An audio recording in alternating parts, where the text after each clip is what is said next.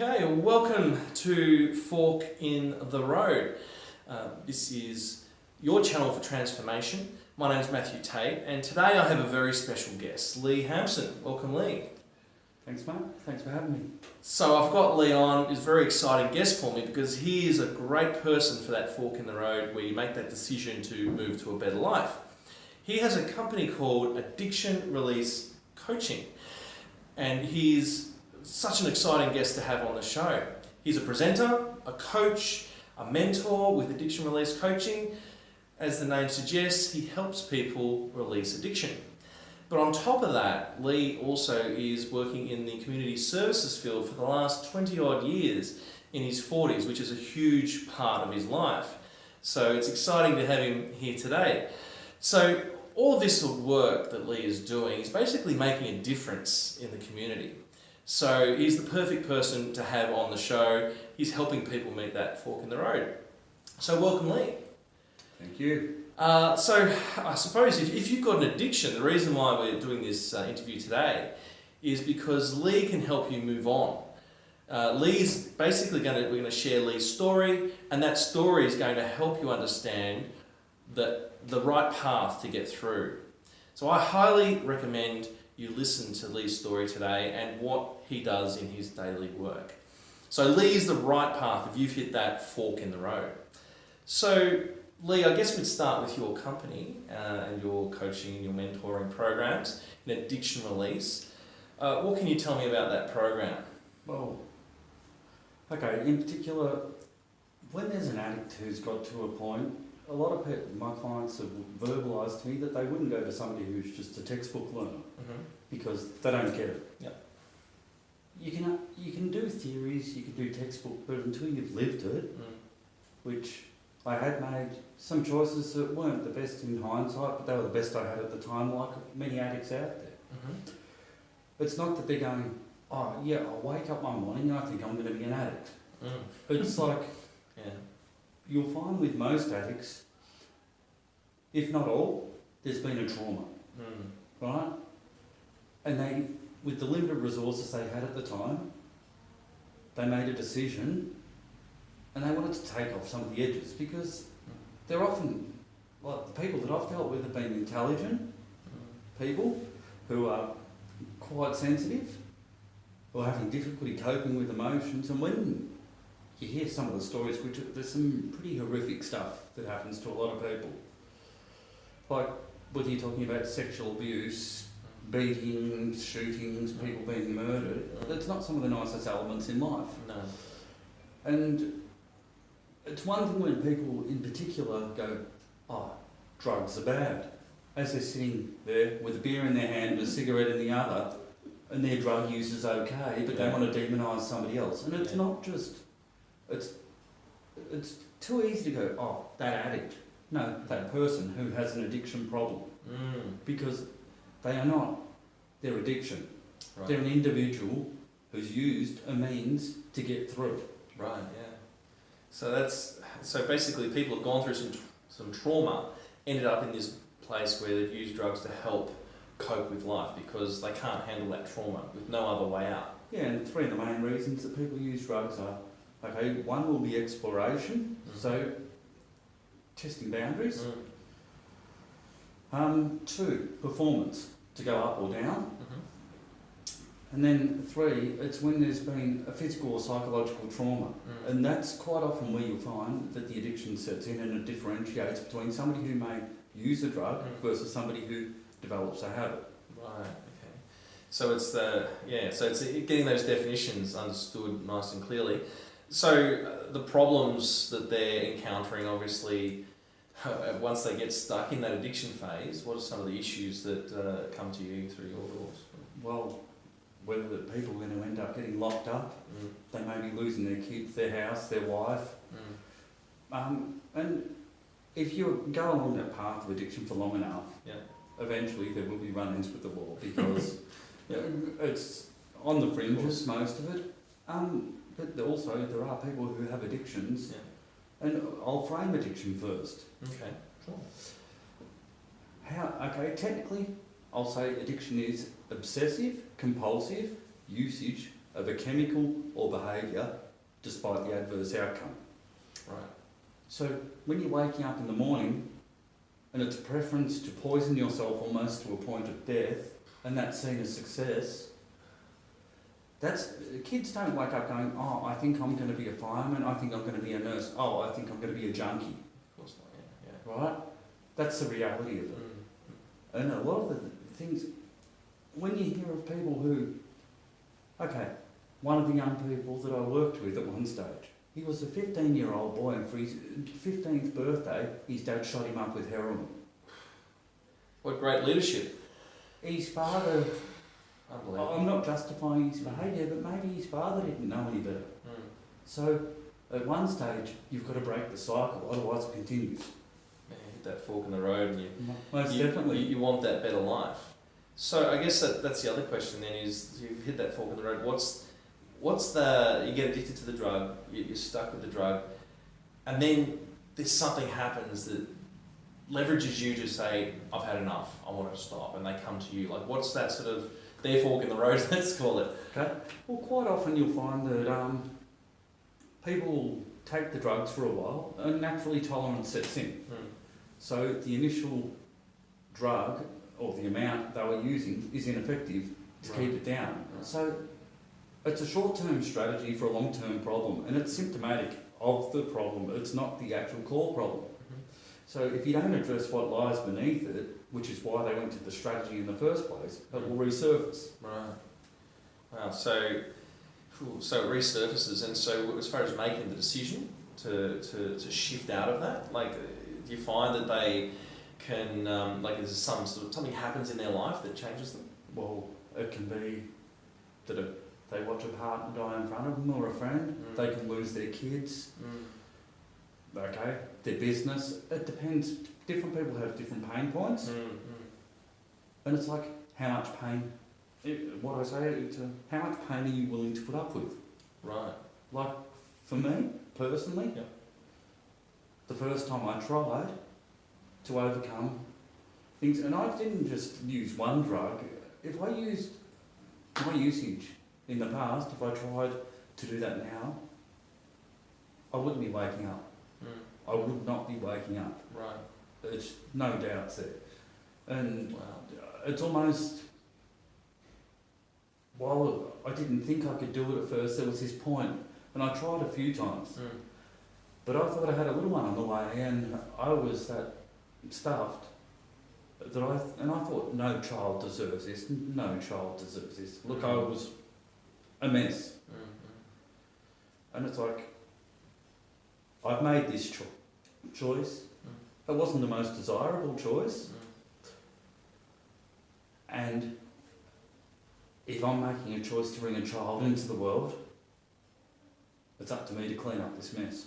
And it didn't work at first. There was, like, I went into rehab, but as I said, I hadn't addressed what was the root cause of the problem. Right. And within a space of, from memory, it was 6 to 8 weeks. Okay, the lady who I was with, I went to rehabilitation.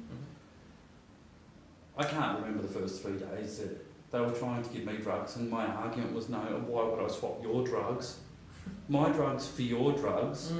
And when we look at pharmaceutical drugs, whereas they have a place in the short term to get out of it and stop some of the harms that we may have built up, long term they can be just as problematic. And if we look at legal drugs, they kill more people, Yeah, absolutely. right, than all the illegal drugs Yeah, absolutely. put together. So Yeah. it's like just a choice of different drug dealers, and one's sanctioned by the government, one isn't. Yeah, It doesn't necessarily make them any better because, okay, morphine. Quite often a lot of people who get onto heroin, it might be that they have a trauma and then they have withdrawals. And they need to patch that fix up, you know, and catch up and get that feeling back, whatever that might be. Yeah, or numb it. Or numb it, right? Because the trauma behind it. Yeah, well, okay. For instance, if there's a post-traumatic thing, so there's going to be, okay, the visual, and there's going to be a feeling attached to that emotion. Yeah. And when until that's cleared up, quite often it's scary to face getting past that. And the other thing is, a lot of people tell you that they'll refer to the drugs as their friend, or the thing that got them through. That's their friend. It's their chemical padding. Yeah. It is. Chemical padding, that's a good way to put it. Yeah, and it softens some of the sharp edges on the world. Yeah. Until it doesn't. Until it doesn't, it gives you more sharp edges. Well, it keeps building up, and there's a landslide that's eventually going to come down the hill. Yeah, wow, that's a great metaphor for it. So, in your addiction coaching, someone shows up, they've gone through this path with this avalanche that's coming down on them after 10 years more. So where do you start with someone who is coming to you with all of that in the background? At the start.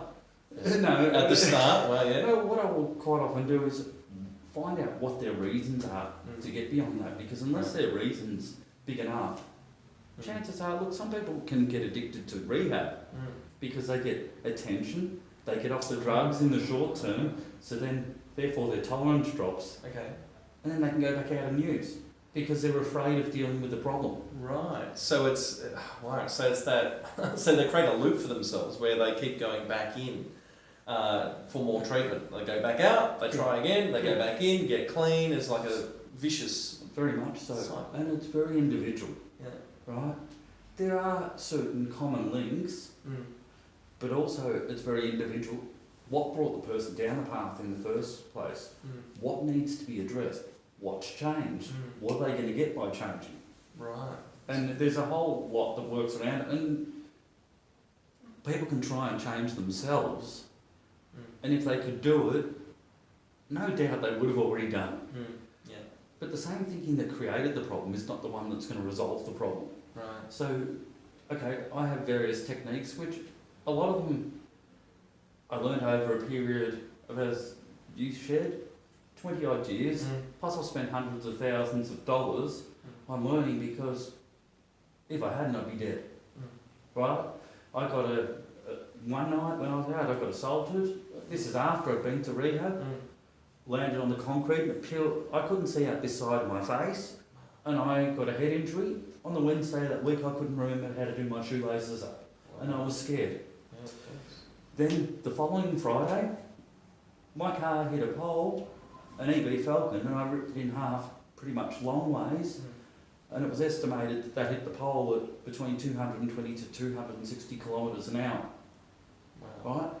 Right? It wasn't that look, a lot of people say, I'm going to get off, and they honestly believe it, and then the families go, oh, they've just lied to me again.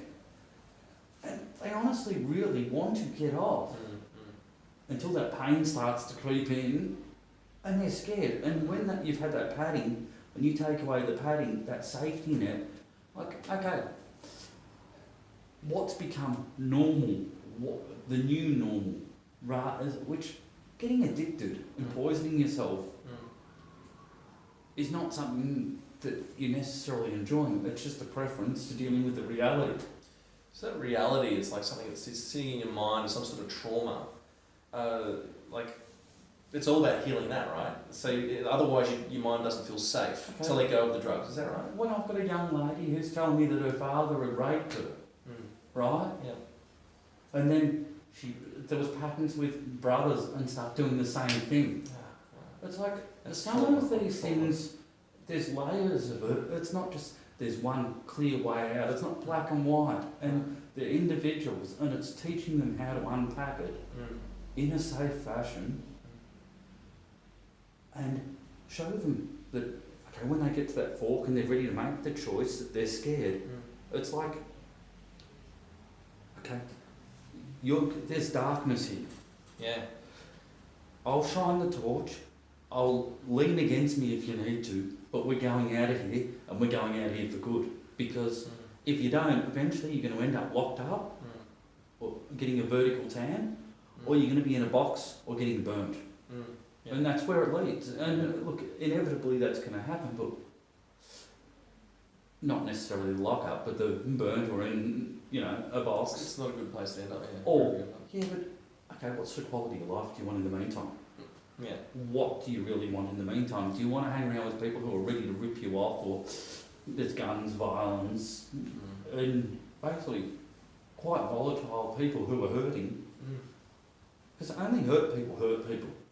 Yeah. If you know love, that's what you want to project out. But if Right. all that you're full of anger, and quite often that anger is fear. There's a lot of these guys who are trying, and girls who are trying to be tough, who really, they're scared. They are scared. They are petrified. Yeah. Like even women. Like, I would hang around with some quite volatile people at once stage in my life. Yeah. There were some beautiful people there, but I'll tell you what, you wouldn't want to be on the wrong side of them. And it got real when you're seeing on TV different people's being taken down, and you're watching sunrise in the morning and going, oh, this is a bit of a reality check, right? People you know, places you've been, and they're on the TV, and there's, Yeah, and there's a drug raid or something going on, or whatever it might be. Or you see a TV show and you're going, bullshit, that's not how it happened. Ah, right. Because a lot of the time they don't tell the full truth, because otherwise people end up dead. Gotcha. You don't, loose lips sink ships. Ships, And yeah. basically, if you're a dog, You're in trouble. when I say a dog, that's somebody who informs or puts out information which can take people down. Yep. That's not cool. Well, that's why when people ask me about stories of clients, that's not my place. I will give very vague things, but when a client comes to me, that's a respect thing. Right? That is very much a sacred space. That is their space where they share. And some of the stuff they're sharing, they may not have shared it with anybody else ever. And I'm in a very privileged position for that person to want to trust me. How dare I ever even think about abusing it? That is not even an option. No way. Because those people, when they come in, they may be reaching out for the first time or the last time. And when I've had people on the other side who are saying that they're thinking about topping themselves, do I want to be the straw that broke the camel's back? Hell no. Yeah. And chances are some people are going to kill themselves. That's the reality of it. What I will also say is that there's no judgment on that, but what if there's something better? What if they stop for a tick and somebody actually supports them in a way that they've never had support before? What they don't know what's on the other side of that, because it's been normal, for want of a word, in a very abnormal way. Right. So that's powerful. And I was just thinking about yourself in these sessions, supporting people. So how do you look after your own mental health, absorbing all of those stories of people? You know, like if someone was to actually follow through, like that's a challenge for you as a practitioner, as a coach, as a mentor, as someone who's guiding someone through that. There's a lot of responsibility, isn't there? Look, I've been fortunate enough to have some great people believe in me, who've also taught me some skills. Right. From the time I was 15, I was helping out in needle exchanges. I've had friends who were close to me OD in front of me, belting on their chest before I'd learned first aid. Right, we were waiting for the ambulance to come. Just trying to get them going until... Yeah, and there was a lot of violence. We discussed at one stage with one of my friends, there was, in a 12 to 18 month period, we lost 20 to 25 friends, and the oldest one was 21. And it was sort of... That's big, That was normalised. And one friend said to me, he says, I've lived in a war zone and didn't see that much. And but it was a way of... I didn't think that. I thought, well, this is normal, because I didn't have anything different to compare it to. And you make it as normal as possible so you can keep going. So you're bringing your life experience and then the tools you've learnt to then help these people lift themselves up, give them the support, the belief that they never had from anybody until this point in time when they meet you. Yeah, well, I don't jump down in the hole. My job is to actually lift somebody else up and sit there and support them when they're scared. When they want, like, okay, for instance, I've had somebody come in to me. Imagine this. You can't help me. right? How do you handle that? You're exactly right. Why are you wasting my time and your money? Why don't you just get an 8-ball and get sweet puff, which is a crack pipe, and just burn it up till you sort of piss your kidneys down the drain and you can't get it up any longer. Yeah. That was bullshit, friend. I wouldn't recommend that everybody goes out with that approach, but this guy, he had in the back of his head, I'm shit, and the way he controlled it was to create something which would feed into the story so he could prove it. He wasn't shit, he was scared and he was screaming out for help. Yeah. He actually broke down into tears when I agreed with him. And you know what? I let him have that space to cry. I let him go through it, and then I said, so what do you want that's going to be different, mate? Because if you want something different, and you're not willing to, everybody wants change, but not everybody's willing to make a change. Yeah, it's true of everyone too, Yeah, and it's like, it's not going to come over and just save you. The reality of it is that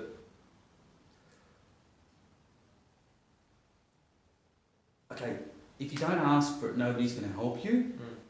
If you sit there and talk crap, you're entitled to that. That can be your reality. If you want to stay in the hole, that's fine. It's not my job to make somebody wrong, any more than it is somebody walk in with a crack pipe and say, I smoke crack, you need to smoke it.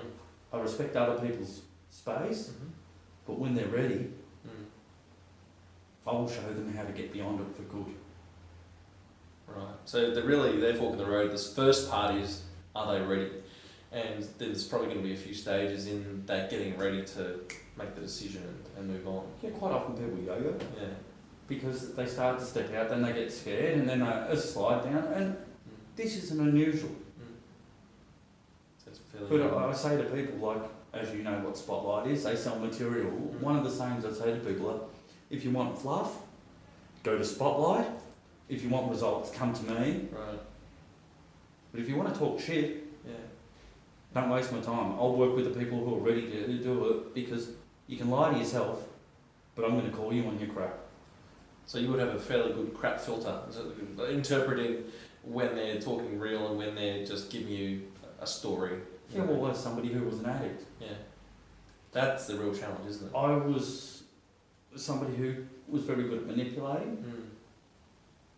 And we all manipulate in certain ways to have our needs met. Of course, right? Yeah, we all do it. Yeah. We don't call it manipulation. We pretty it up and go, this is what I do because I need this. Okay, so should I justify that this is what I do? I'm going to come and knock over your house and beat the shit out of your mum because I need money to feed my habit? How does that work? And people sit there and they will look at, they go, drugs are bad. What I'll say is quite often the perception in society of what drugs are is very warped. They've got this idea that's fed by the media that it's somebody down the back lane, whereas they'll be at a barbecue. Somebody's had a cupful of grog, trips over, almost puts their head through a table. Oh, don't worry, that's just John. He does that. Yeah. Whereas if somebody was at the same barbecue and tied off and put a syringe in their arm or wrapped up lines, they'd sit there and want to point the finger. Socially unacceptable. Alcohol's acceptable and everything else is not. Well, in our society, perfect example. What's wrong with you, mate? Why aren't you drinking? That's right. Okay, what's wrong with you, mate? Why aren't you having any heroin? Yeah. It's a cultural build-up, and then we fall into it, and we end up just following because we want to be accepted, we want to be part of a group, and the way it goes. And so you're saying that media perception is fueling sort of that, like creating a picture of a drug or someone who's addicted as some sort of evil, as opposed to a person who's just in pain that needs help. A lot of the time, yeah. Because, okay, if you think about it, there's a lot more functional addicts that are behind closed doors who go to work, then they might get off their guts and then go to bed and then get up and go to work again. Right? There's a lot of people who are still hurting, but if they go to the bottle shop and get, 6-pack or 24-pack or whatever. I was about to say, sometimes I was 12 short of a 6-pack. Yeah. But that's condoned. in our society. It is, yeah. Or you go to the chemist and you get, we'll just pop pills. Yeah. Really? Yeah. The kid or the adult or the person who's not coping, it's easy when it hasn't got a face on it. Mm. When it ends up that it's somebody's mother, their father, their brother, their sister, that's when suddenly it's not, they're just an addict. The person isn't their behaviour. The person may have a behaviour, and it doesn't mean that we condone the behaviour. What I'll say is that we need to separate it because it's somebody who needs help.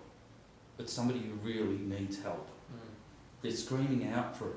Absolutely. Because they're pushing it to the edge where they're almost killing themselves on a daily basis to cope.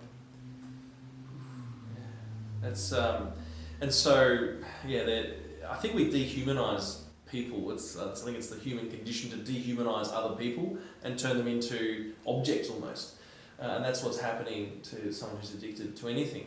They're turned into something that they're a human being with feelings just like you, with emotions. They're all the same needs, except they're in a whole lot more pain than you are. That's the reason they're addicted. And it's like, how much pain have they been taught to handle?